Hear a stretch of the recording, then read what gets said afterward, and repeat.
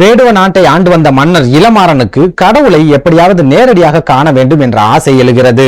ஆனால் கடவுளை காண்பதற்காக அவன் தவம் செய்வதற்கோ அல்லது யாகம் வளர்ப்பதற்கோ தயாராக இல்லை. அதனால் உடனே தனது அமைச்சர்கள் அனைவரையும் அழைத்து, அமைச்சர்களே, நான் இறைவனை காண வேண்டும், உடனடியாக அதற்கு ஏற்பாடு செய்யுங்கள் என்று கூறுகிறான். இளமாறன் சொன்னதை கேட்டு அமைச்சர்கள் அனைவரும் ஒரு நிமிடம் பதறி போகிறார்கள். உடனே அவர்கள் அனைவரும், இந்த மன்னருக்கு என்ன ஆயிற்று, திடீரென கடவுளை காட்டு என்றால் நாம் எங்கே போவோம் என்று தங்களுக்குள்ளேயே முணுமுணுக்கிறார்கள். இதை கவனித்த மன்னர் இளமாறன் அமைச்சர்களை பார்த்து, அமைச்சர்களே, கடவுள் இருக்கும் இடத்தை எனக்கு தெளிவாக காட்டி இறைவனை நான் சந்திப்பதற்கு ஏற்பாடு செய்பவர்களுக்கு 1,00,000 வராகன்களை நான் பரிசாக அளிப்பேன் என்று கூறுகிறான்.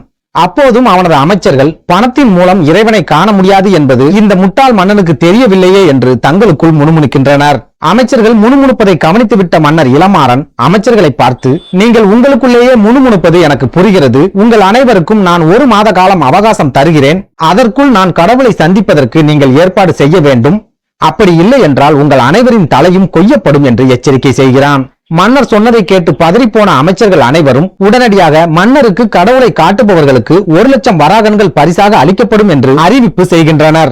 அரண்மனையில் இருந்து வந்த இந்த அறிவிப்பை பார்த்த பலரும் 1,00,000 வராகன்களுக்கு ஆசைப்பட்டு, கடவுள் கைலாயத்தில் இருக்கிறார், கடவுள் வைகுண்டத்தில் இருக்கிறார், கடவுள் சூரிய மண்டலங்களுக்கு இடையே மறைந்து இருக்கிறார் என்றெல்லாம் சொல்லிக் கொண்டிருக்கிறார்கள். ஆனால் அவர்கள் யாருமே கடவுளை நேரில் காட்டுவதற்கு தயாராக இல்லை. இப்படியே நாட்கள் கடந்து மன்னர் கெடு விதித்திருந்த அந்த 1 மாத காலமும் கடந்து போகிறது. இதனால் சினம் கொண்ட மன்னர் இளமாறன் தனக்கு கடவுளை காட்டாத அத்தனை அமைச்சர்களையும் ஒரே நாளில் தூக்கிலிட போவதாக மிரட்டுகிறான்.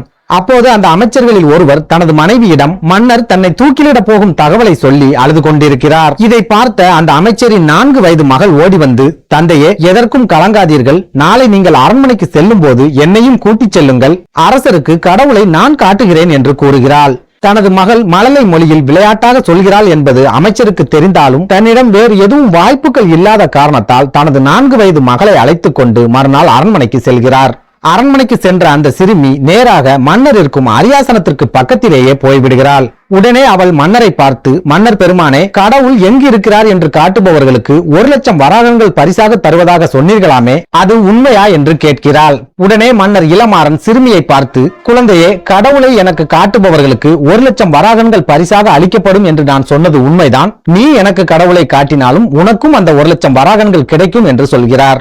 உடனே அந்த சிறுமி மன்னரை பார்த்து, கடவுள் இருக்கும் இடத்தை நான் காட்டுவதற்கு முன்னாடி கடவுள் இல்லாத ஒரு இடத்தை தாங்கள் எனக்கு காட்டினால் எனது தந்தை 2,00,000 வராகன்களை உங்களுக்கு பரிசாக தருவார் என்று கூறுகிறாள். உடனே மன்னர் இளமாறன் அந்த சிறுமியை பார்த்து, அப்படி என்றால் கடவுள் எங்குதான் இருக்கிறார் என்று கேட்கிறான். உடனே அந்த சிறுமி மன்னரை பார்த்து, ஆணவம் பிடித்த மன்னனே, கற்றறிந்த அறிஞர்களுக்கு அவர்களின் அறிவே கடவுள், கடும் பசியுடன் இருப்பவனுக்கு அன்று கிடைக்கும் உணவே கடவுள், கடவுளை உளமாற நம்புகிறவர்களுக்கு காணும் இடம் எல்லாமே கடவுள் என்று சொல்கிறாள். சிறுமி சொன்னதை கேட்டு அதிர்ந்து போன மன்னர் இளமாறன் தனது தவறை உணர்ந்து திருந்தி அந்த சிறுமியின் காலில் விழுந்து மன்னிப்பு கேட்கிறான்.